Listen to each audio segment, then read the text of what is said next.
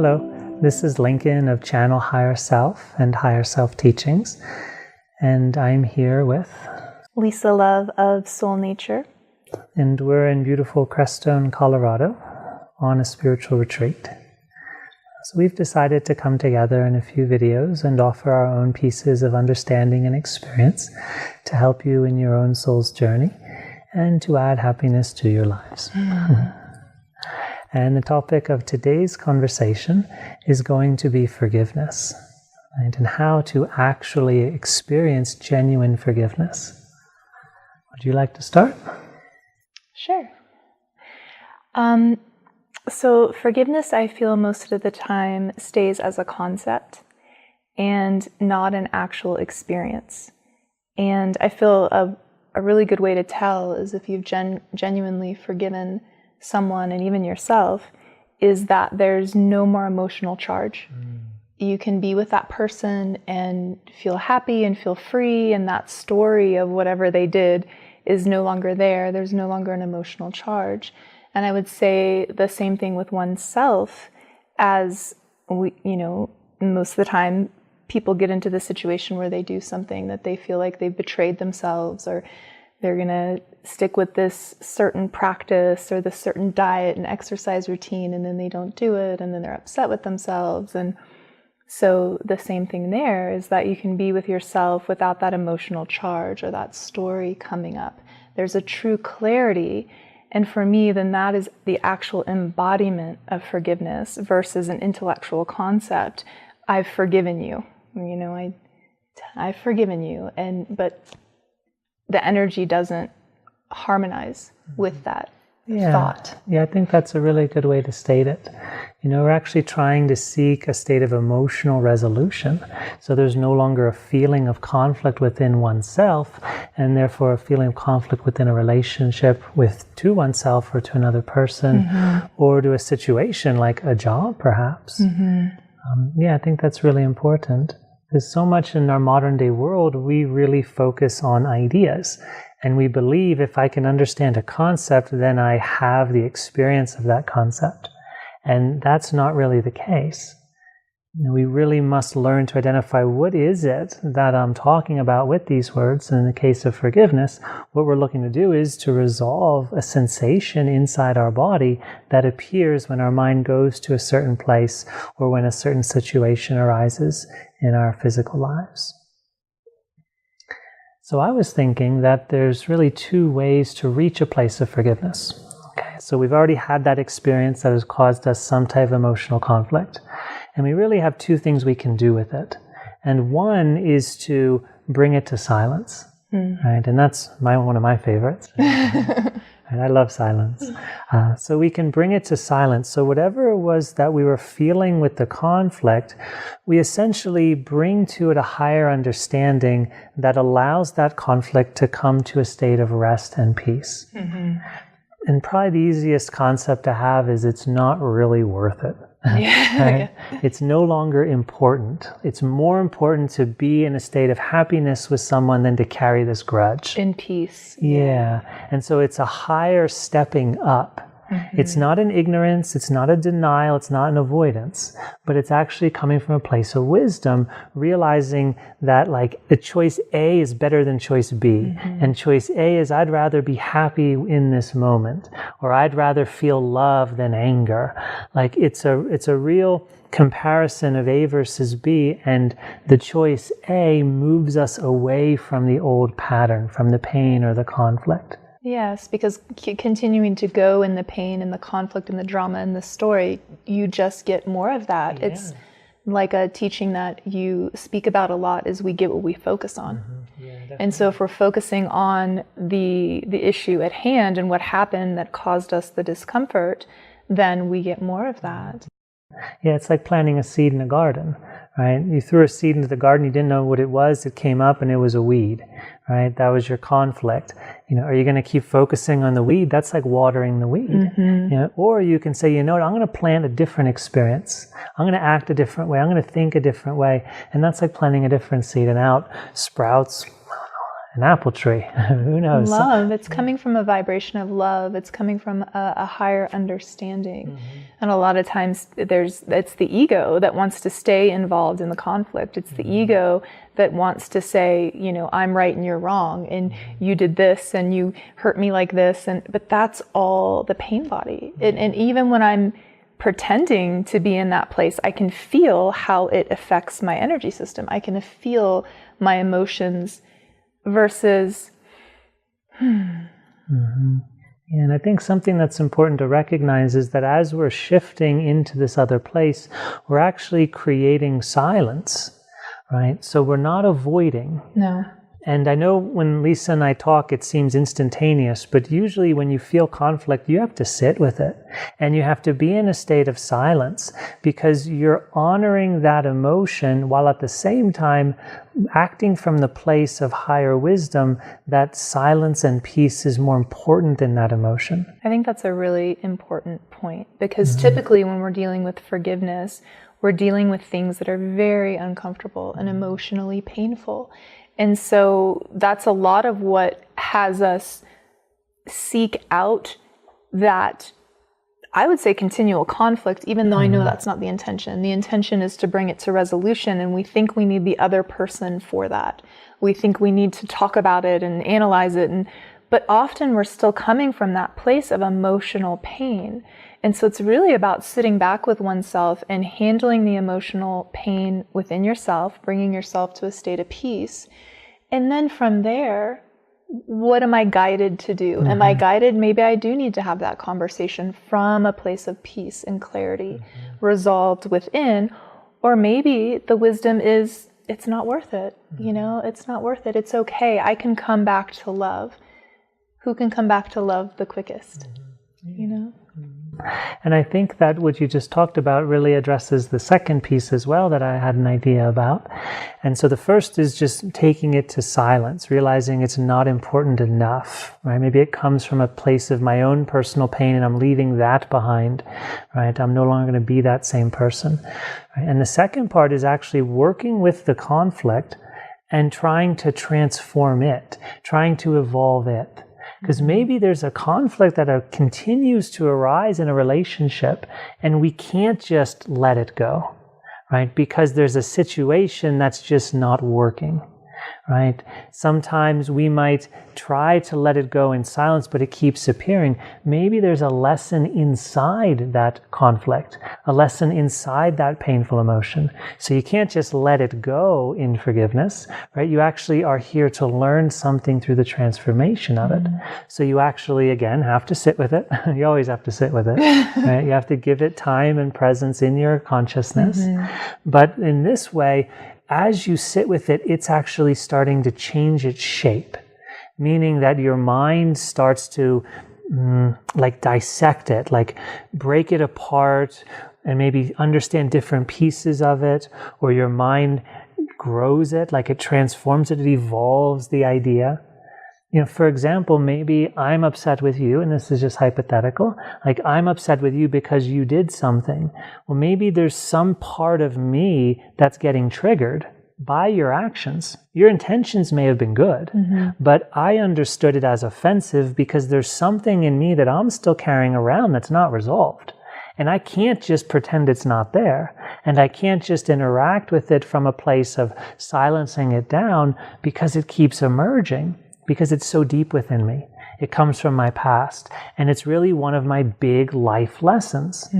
Right? So the situation I'm hypothetically having with her is showing me something that's inside of me that I'm here to learn about and grow through. So I have to sit with it. And I have to allow myself to work with it. And through that transformation, forgiveness is reached as well. Yes, and you're growing and evolving as a soul and you're understanding and you're growing and evolving through your own pain from your childhood or this past situation. Something that came to mind when you were speaking is a concept that has become a way that I operate in situations where I find myself like, you know, that gets a little bit triggered, is to remind myself that everyone's intention is always love. At the essence and underneath of everything, that person is seeking a feeling of love, a feeling of connectedness, a feeling of being at peace within their own selves. And it may lend them to acting out in a certain behavior that maybe upsets me. But really, if I trace it back, the root is love. And so if I know the root is always love, then I can resolve it quicker inside of myself. And I think it's what you were referring to earlier about, bringing that mental understanding to start to break it apart and bring it back to its true essence and its true root is that we're all seeking love. And even in my upset, even in my emotional, whatever it is, I'm seeking love. I'm seeking to feel connected, and that other person's actions may not be lending to that. So if really at the end of the day we're all seeking love, then who can return to love the quickest? How can I bring myself back into a state of love and harmony? And for myself, that is a practice that I'll do if I'm feeling that emotional upset, is to be with myself, to remove myself from the situation and do my work to bring myself back to a feeling of love. And sometimes I vision the arms of an angel, or just the vibration of love holding me, which is so much more powerful than my emotional upset. And so it's this resonating and this harmony and this clearing and bringing more of this love vibration into myself.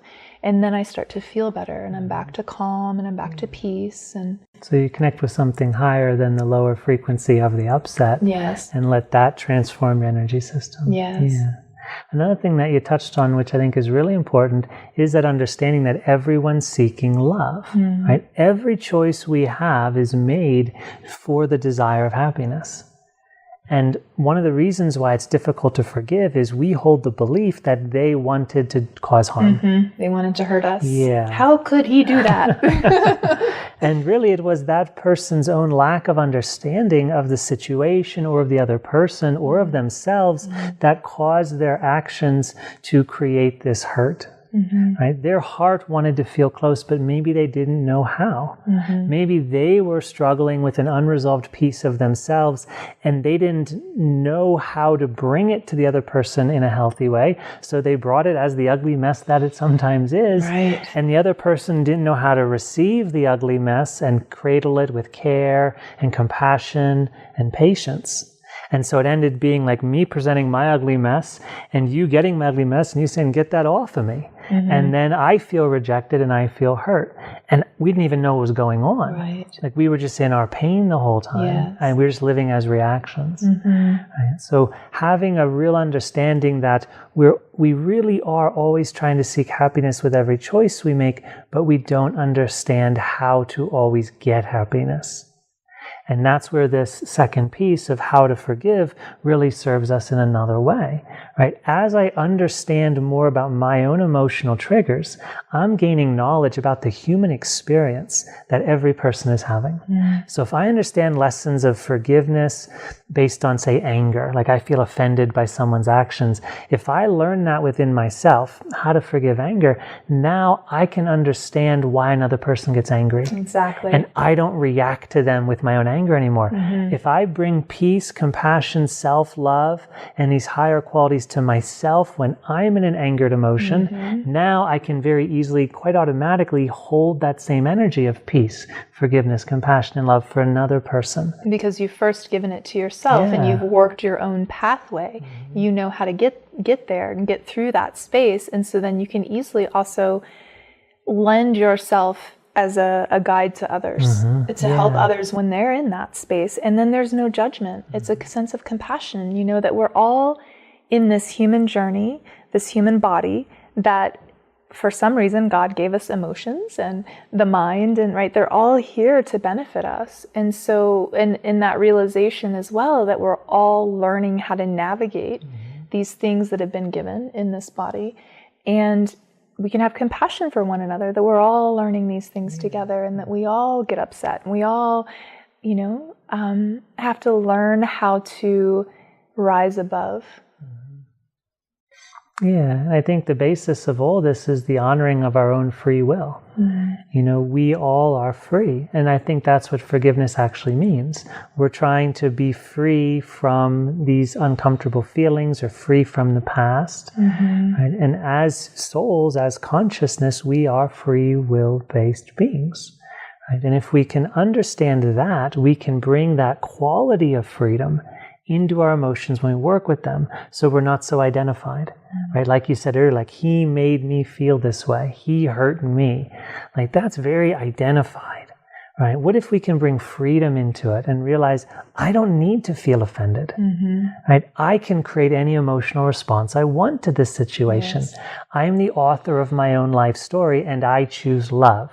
I choose, visualizing myself being wrapped in the arms of an angel, feeling this wonderful, warm, holding, loving energy, rather than feeling this tight, knotted, dagger-like sharp energy. It feels so good. It does. And you're free to choose that. In any moment, you're free to choose how you feel. Now, Lisa can go there because she's done the work to get her consciousness into her emotional body, so her consciousness can control the vibration of her emotional body. Right? And that's what meditation or certain types of practices are going to teach you. If you keep working at it, you're going to learn how to actually control your human energy system. Right? So for her, it's like this, it's automatic. Right? Go there in her place of consciousness, right? See what she wants to see, and the energy's already generated. And it happens instantaneous, but 10 years ago it didn't, or maybe 20 years ago it didn't. It did not. You got to work at it. It did not. But the benefit is amazing, because you get to live your life feeling this freedom, feeling this sense of internal control, right? It's actually like a given quality of self-control. It's not taken through like the energy of force. It's not like that type of control, but it's actually getting your consciousness into yourself, being willing to feel your emotions. And then as they resolve, they give themselves to you. Yes, that space becomes yours to create with. Exactly. The word that I would use is empowered. You're empowered to navigate your own system with your free will, of your conscious choosing. And one thing that is coming up for me in this moment is to speak to the sense that to be able to get to that place, we do need to sit with the uncomfortable and painful emotions. It's not this escape or avoidism of, oh, I'm immediately going to go into my heart space. For me to get to my heart space means I have to travel through the discomfort. I have to bring myself to my altar, to my sacred space, and I sit there in that place, and it's uncomfortable at first. I have to really sit. And I like to use the word tend to, I'm tending to this part of myself that in that moment is out of balance. And I'm aware that it's out of balance. It's self-awareness. And in that knowing, how long do I want to sit in that vibratory state? Not very long, because it doesn't feel good. And I know that I have the power of choice to change it. But I do have to move through that place of discomfort and not go eat it away, or watch it away, or shop it away, or 100 other things that I can do. But then the end result of it is that I'm back in balance. I'm back in a place of love, peace, and harmony. And I can go back and engage with the person, place, or thing, as well as my own life, from a totally different state of being. Yeah. The way I often describe it in my work is that our automatic emotional reactions are the autopilot system, right? So the autopilot is trained. It's a computer system, right? Our past taught our brain how to interpret our life situations. And the way we've learned to interpret life isn't always the best. No. Right? It comes with feelings of pain, guilt, shame, sadness, anger, all of these constrictive emotions, as well as coming with all these expanded emotions like peace, happiness, love, and freedom. So inside of our emotional system is this type of intelligence that runs on its own. It's not coming from our free will choice.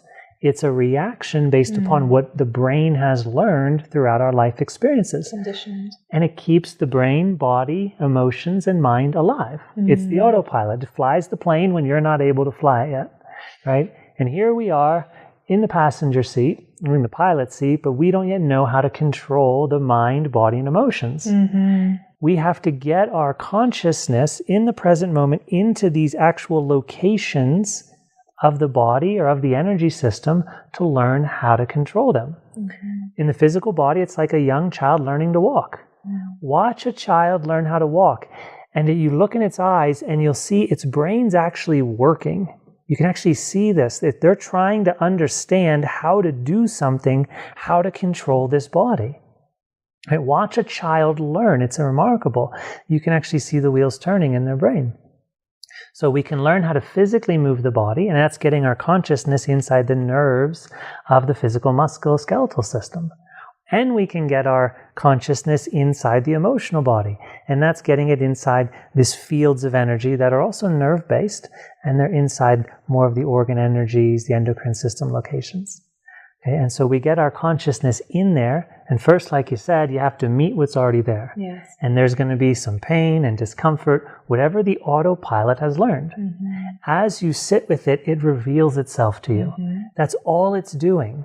Your emotions aren't here to hurt you. They're not here to sabotage you. They're not a person with an ill will towards you. They're not going to kill you or drown you and it's or not an suffocate entity. you. And you'll come out of it. I Yeah. often have clients say, oh, it's so painful, and they like to be with me because I help them hold that emotional space. They're not alone in it, and they can actually go into it because they're too afraid to go into it on their own because they feel like they'll never come out of it. They're going to be submerged in it. And it's like, no, there's always another side. There's always the pathway back out. And it's actually quicker, in my experience, it's quicker when you sit with it for 5 minutes and then you bringing in the quality and the essence of love, and then you move through it, versus if I don't do that, it could be a week of eating or distraction or whatever it is before it's like, oh my gosh, that was in there the whole time. So yeah, it's important to be aware of it, right, and bring love to it, like you said. Like, that's a remarkable way to help forgive, to help heal the past, right? We're bringing to our own emotion what that part of us was always seeking. yes. Like, we were hurt. Why were we hurt? We didn't get love, right? We felt shame about ourselves. In that moment, we didn't feel love, right? So if we can bring love, that frequency from our hearts into these emotional locations, right, then the emotional part of our psyche gets what it's ultimately seeking, what it needs for a state of resolution to occur. Right? We find peace. We find the tight areas opening up to the energy of love. And then the forgiveness experience happens automatically. Naturally, yes. Yeah, in the energy of love, the mind lets go of this past karma.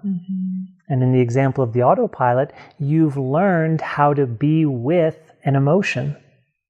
You've learned what fear is. You've learned why fear is there as part of this human experience.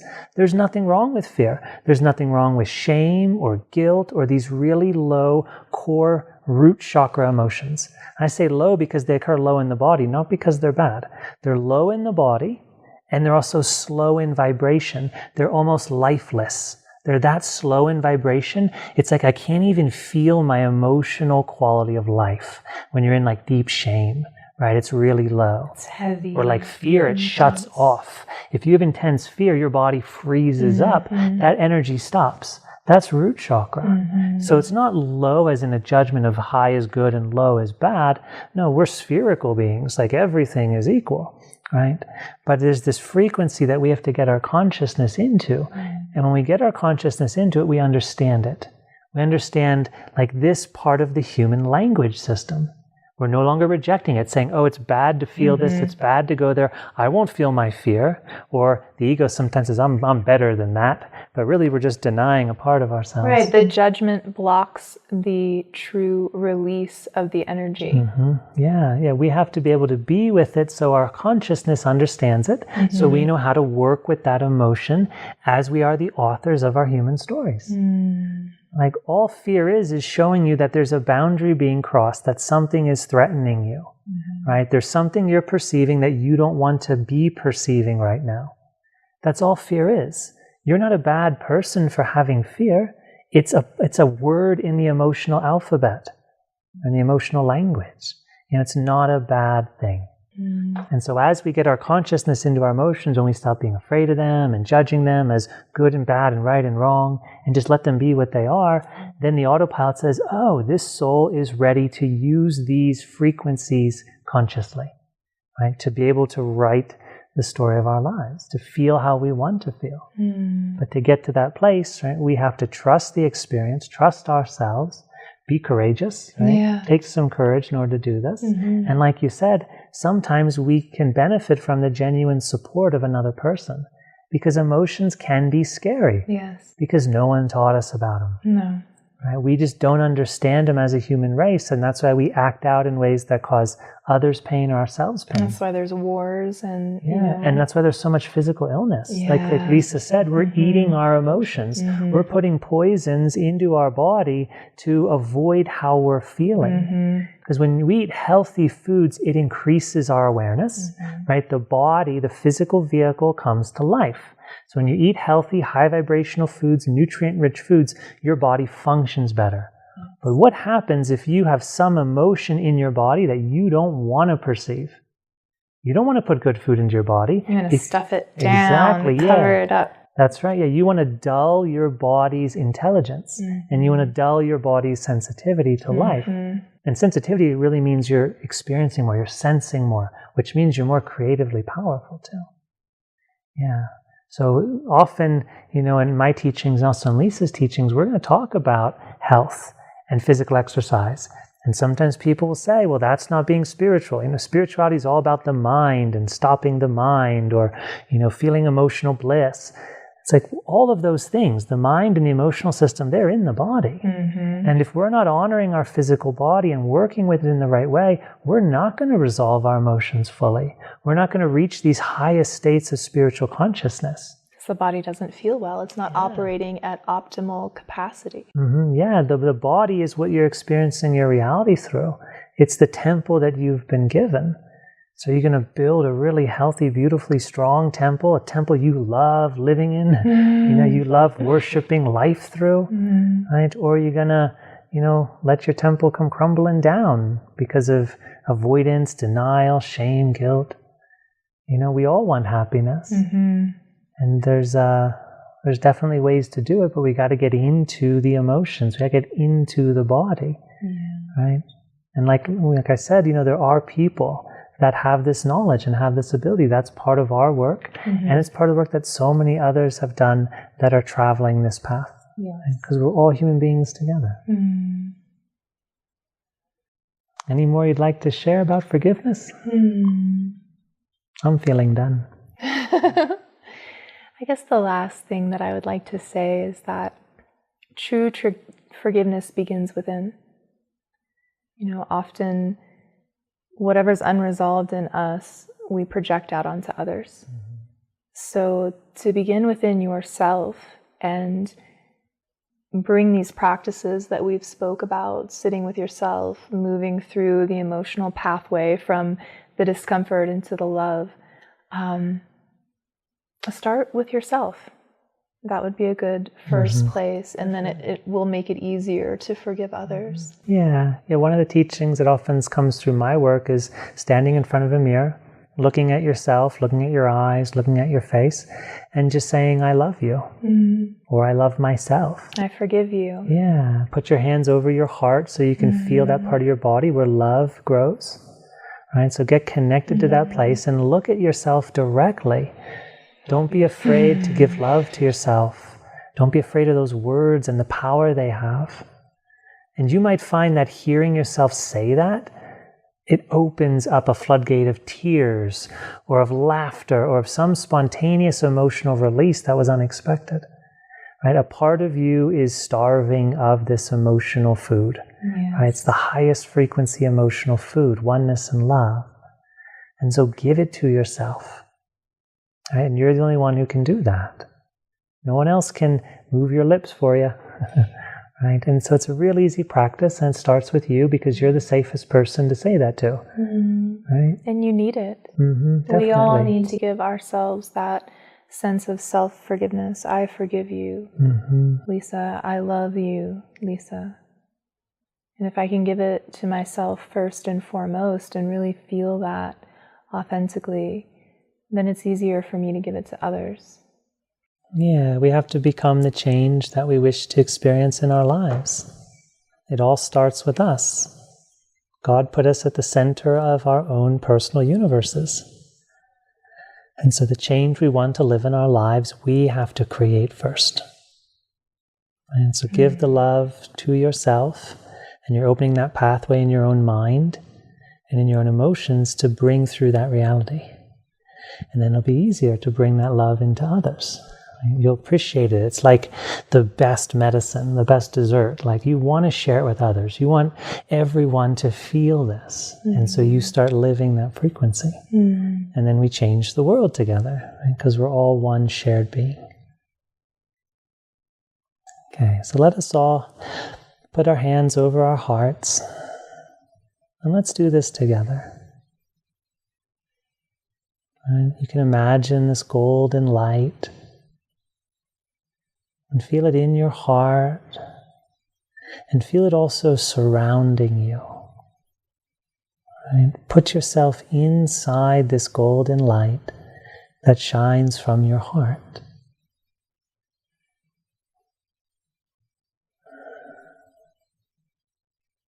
And in your thoughts or in your words aloud, you can say these words together. I forgive myself. I love myself.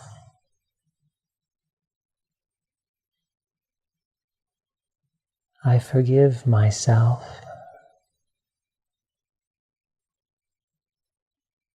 I love myself. I forgive myself.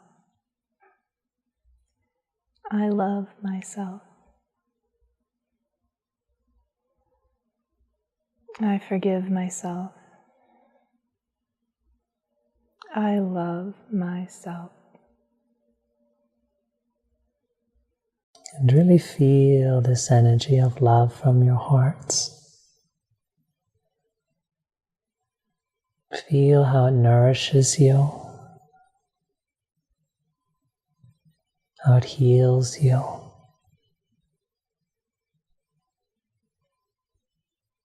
Feel how it is the energy of wholeness.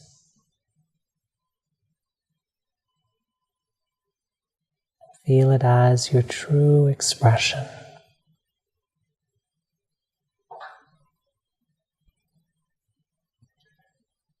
I forgive myself. I love myself. I forgive myself. I love myself. I forgive myself. I love myself. I forgive myself.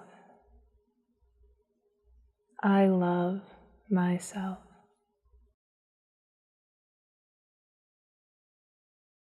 Take a deep breath and feel all the life energy inside of your body. And feel your love for life, for this experience of existence. Inhale again, feeling your chest expand, feeling your love grow.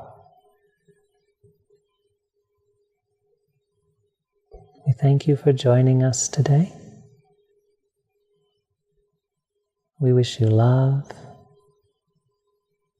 and light, peace and freedom.